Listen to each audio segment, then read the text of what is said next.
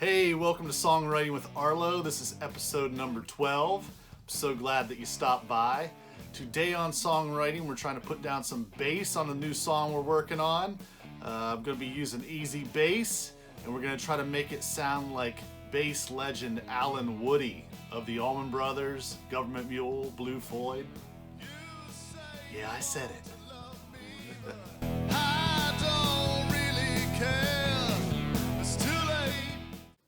All right, so before we get started, I got to lay out a little kind of disclaimer type thing, just so you know where I'm coming from with this video. I'm a huge Gov't Mule fan, huge Alan Woody fan.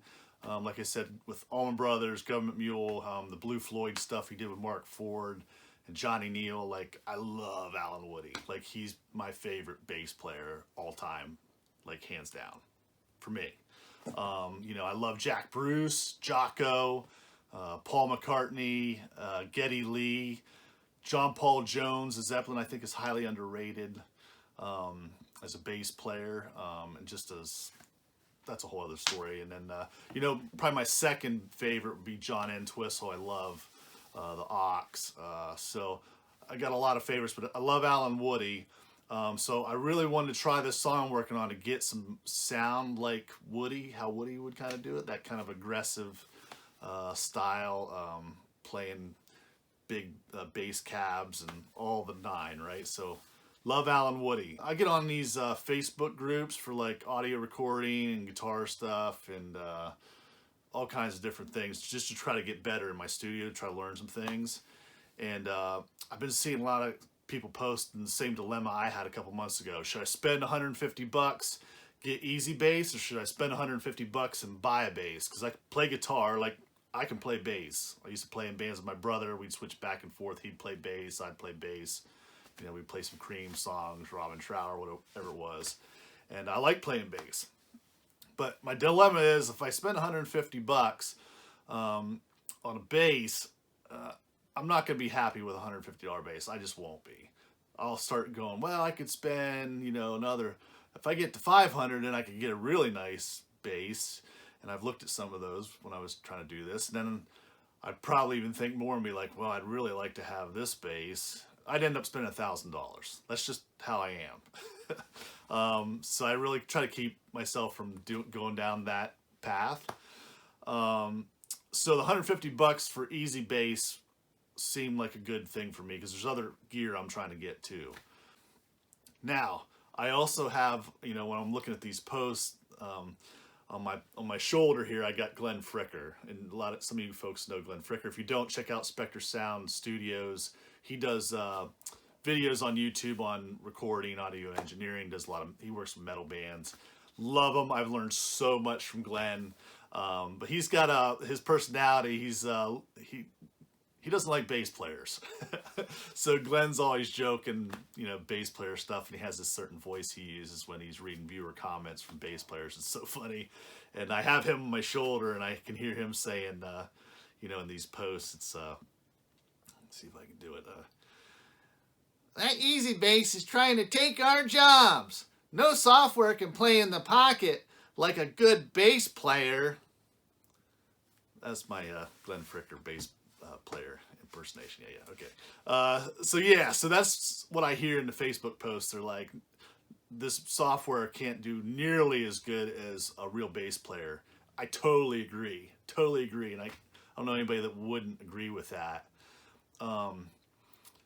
So for me, I get where they're coming from, but that's not really what I'm trying to use it for. And I think a lot of other people, they're trying to just use it as a songwriting tool, and I think it's perfect for that. I don't see really any flaws with it. Again, for $150 and the stuff you can dial in, it just makes sense to me, and it's fast and still good. Now, if you're going to try to record something and put it on Spotify or whatever, then for me, I'd get a real bass player. I see lots of people doing it with this still, but I'd still want to have my bass player. I got a buddy back home, Jimmy Lovecheck, that I used to play in Jack's Farm with, and he'd play the Music Man basses and the SVT with the 810, the big cab, and I mean, he could bring the thunder. Jimmy Lovecheck, the rocker, we call him.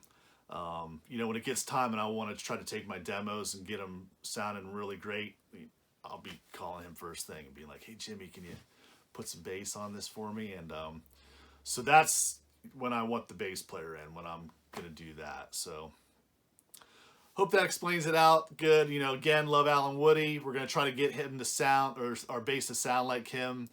Using EZbass is gonna be tough, but I'm gonna show you we can get kind of close. So let's get to it. All right, welcome back. So real quick, I want to show you this because I was talking about how it's 150 bucks to get EZbass. If you go to their website, you're gonna spend 180 bucks. I got it actually from the Sweetwater site where they have it at 150 bucks. So that's where I got my $150 at. So you can go there and you can pick it up off their Sweetwater. Easy to do. That's what I usually do when I'm getting EZbass onto my track. I have a left rhythm guitar and I have a right rhythm guitar. The left rhythm guitar I use my Fender Clapton Strat, and then the right rhythm guitar I use my Paul Reed Smith with humbuckers. So I have two different guitars, two different sounds with cabinets, emulations, and then I'm also playing different. So on the left one, I'm articulating some more notes. It's a little busier, some riffs sometimes. The right rhythm, I tend to do just straight power chords. So it's a little bit, it's just chords, right? So we're gonna start with the right rhythm guitar. And what I have been doing is I turn off amplitude and I turn off torpedo. So it's just like a straight direct signal. And then I go down to Toontrack and I hit the Toontrack audio sender. It's a little plugin you have to download when you get EZbass, and you put that on the track that you're going to be recording. So once you put that on there, you close that little window. Now again, I turned off amplitude and torpedo on this because in the past I've done this and I've gotten some better sounds with that off. We'll see if it's true for this time. Then you can open up your EZbass. Now for Alan Woody, you can do, there's a modern EZbass modern bass, which is this, or you can do the EZbass vintage. I picked the vintage because we're thinking Alan Woody. And then when you go into the picking style, you can do fingered, so using your fingers, or you can pick using the pick. And you go down here, it's like 70s rock amp pick. That sounds pretty good for Woody since he usually played with a pick. Used like Thunderbird basses, Gibson EB basses. He had some Alembic basses he used like with the Allman Brothers. Usually like Ampeg, big SVTs, some custom bass cabs, orange cabs. Sometimes you see him playing that, early Mule, I think. Big heavy sound with a pick. So let's see here.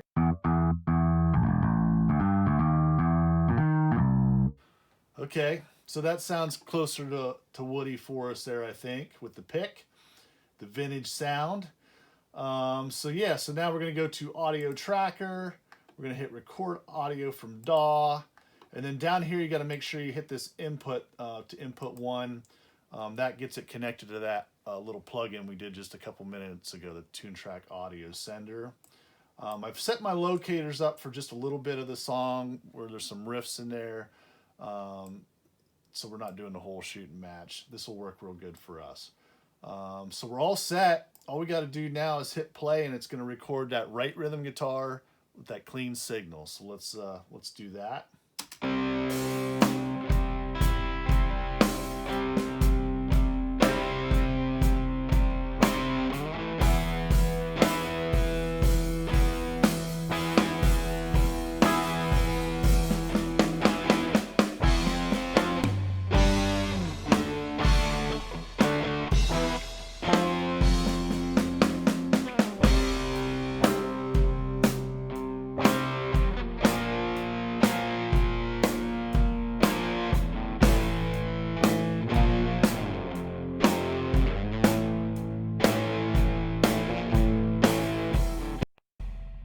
All right, so we got that recorded now. Then we hit, it's guitar audio to bass MIDI. So we're gonna turn our guitar audio to bass MIDI. There's some other things you can hit and turn off, grace notes. I'm gonna leave it all on. So we're all set there now. We've recorded that. Now we can take a little listen back. I'm going to turn on the guitar sims here. We'll turn off that tracker because we're going to do the left guitar next. Now, one thing that screws some people up I've noticed when they do this way, and they come to this screen and they're like, there's nothing on here, like, where's my signal? Well, we're back here on like 1. We started recording at 89. So if we move this up to 89, oh wow, there it is. This, I see a lot of people like get really confused with this, and I think they spend hours trying to figure that out, which I could see where that could be confusing at first. But so we're where we need to be. So I've started at the beginning of the track. Now the other thing we want to do is take this little mix knob here and blend. If you go this way, this is the original sound source. We want to go to the MIDI source, so we're using just all the stuff in EZbass here. It doesn't have that guitar in it, so all the way to the right. Let's just take a listen to it, how it sounds here in the mix, and then halfway through I'll solo out the EZbass.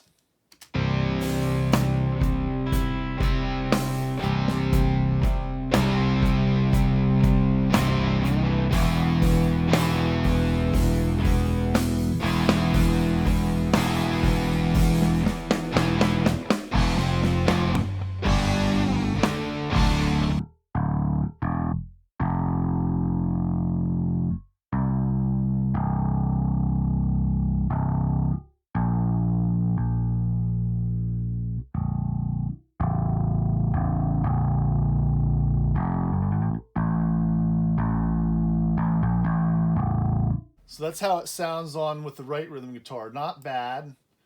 Let's switch it over. We'll do a new session here. We'll get rid of this one. Let's go to the left rhythm guitar now. Now I'm going to leave my amp sims on and my cabinet. So the amp sim I'm using, I got like a Fender clean going. I put on a tube overdrive stomp box, that Chandler thing from the Joe Satriani collection that I love. I turn off the cabinet here. We turn that off. And then I turn on my torpedo wall of sound. I've got the Cannabis as 1 amp with a 57 on that. That's kind of like a Supro clone. And then the other cabinet, we're using the Silver 10, which is like a Princeton. And that's got a condenser mic on it. Really like how this left rhythm guitar sounds. So we're gonna leave all that on. We've got to get our audio tracker back. So go down here to the insert. Toontrack audio sender. We can turn off that little window. And now we're all set. We're back at the beginning of our locator here. We're going to record audio from DAW. We got our audio input like we talked before that's talking to that audio sender. That's all set up here. And now we can just hit play and record.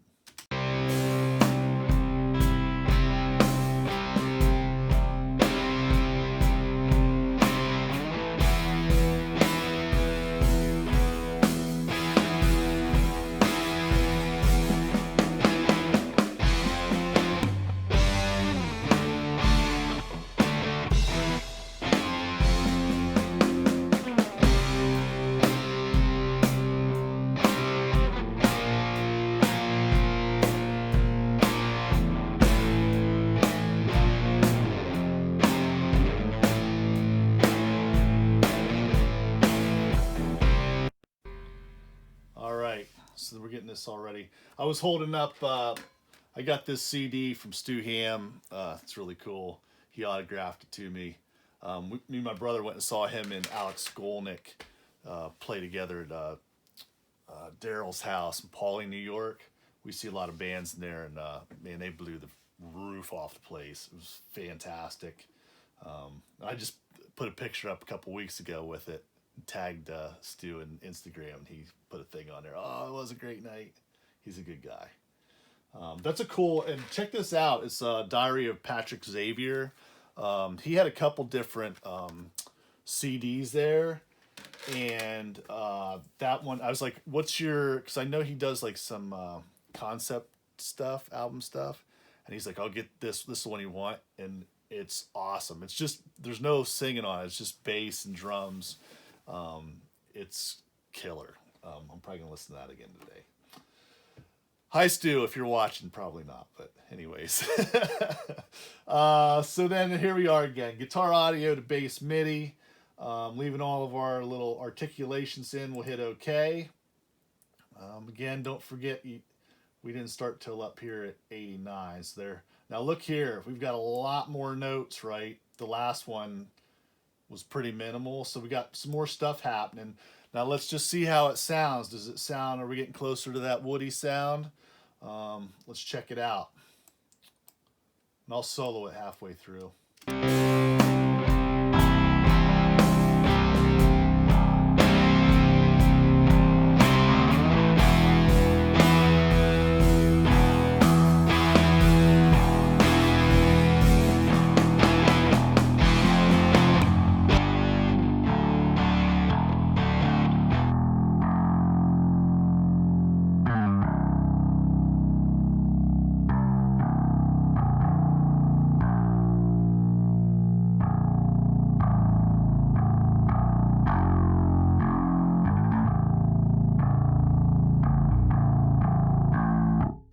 All right, so I'm digging this one more. There's just more notes in here. It's a little busier. Now you can change too. There's an amount of notes, so you hit this button and you can start changing how many notes we're getting. So we can kind of crank it up, do more, less. So, and halfway through too, I didn't have the mix all the way to the right, so you were still getting some of that guitar signal in there. Here, I'm gonna play that again just so you can kind of hear that. So here it is with the mix here in the middle, right? And I'll move it around so you can hear what it does.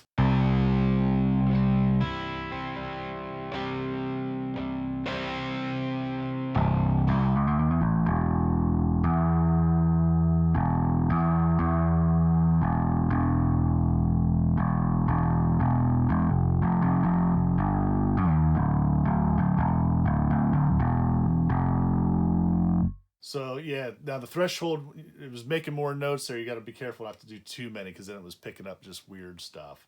So I think you can go back and forth on that and it'll kind of take out little notes that don't make as much sense in there.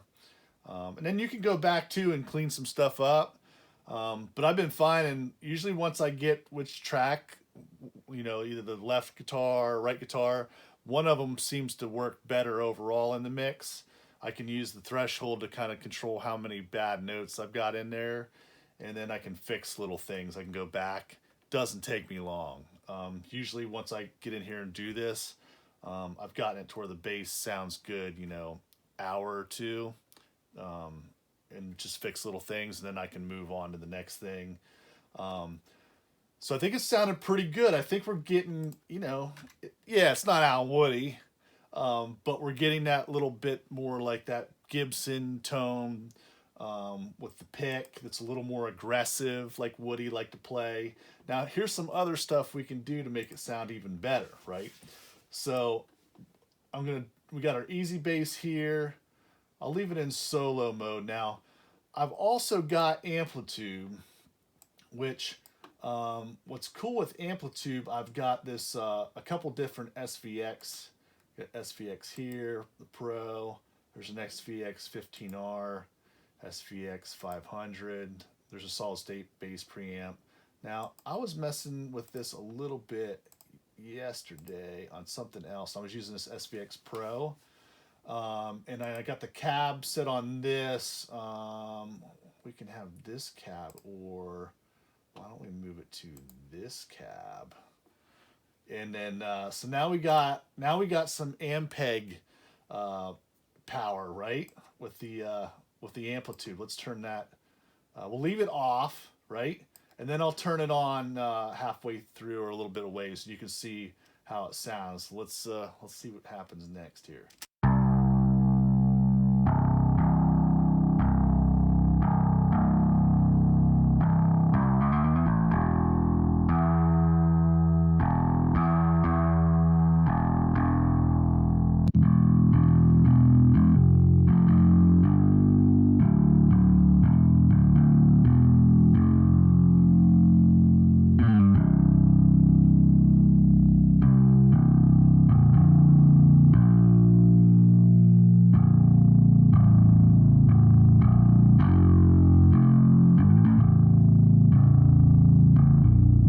All right, so got a much lower, deeper there. But that's the thing. We can go through all these different amp heads next. And that's what I'll end up doing. And I'll dial in a bass tone fairly fast with this. Again, I'm not going to spend, you know, a whole day on this. But I think I can get the bass all set for the whole song, fix up the little errors I need to fix. And then we can go to our amplitude, add in some SVT stuff.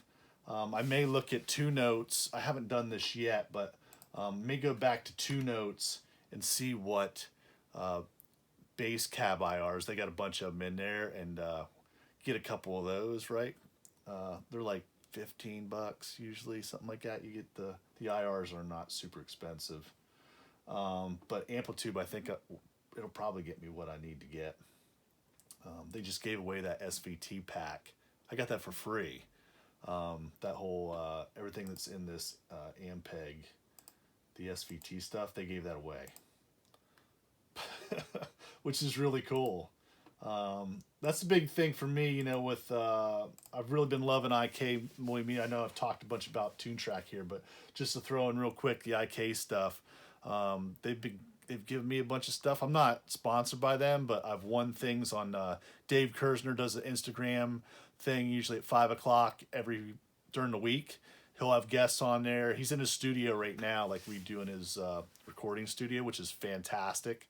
I ask him lots of questions on gear, and he answers all my questions and gives his opinions. And Dave's been around forever.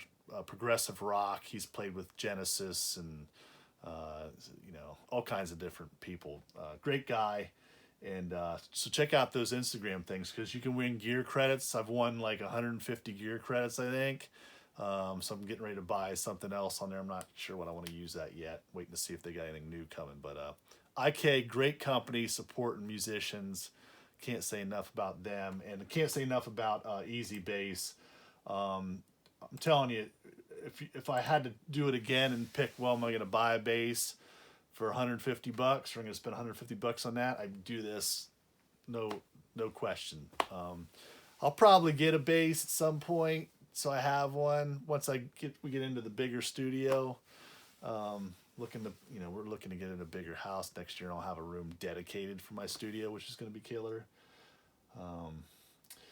But anyways, love the EZbass. I'm going to work on this a little bit more here today. I should have the bass done by the end of the day, because next then we're going to start working on vocals, writing the lyrics. I've got the chorus done. I got to write verses, and then my favorite part, guitar solos. Love doing that. Looking forward to this song. Trying to write like a Gov't Mule kind of inspired song. There's some elements in here now that are starting to sound very King Crimson like, in a good way. Like it's well, I love King Crimson, but I'm hearing them now too when I'm writing this, which we'll see. But having a lot of fun. This is great stuff. I'm glad you guys are checking in and watching. I'm almost to 100 subscribers now, which is crazy. I appreciate you guys subscribing and following, and putting comments in. As long as we keep it real positive and try to help each other get better at what we're trying to do, I really appreciate it. So thanks everybody subscribing. We're almost to 100. Crazy. So that's all. Hope you guys get to play some guitar today. Get at it. Take care now.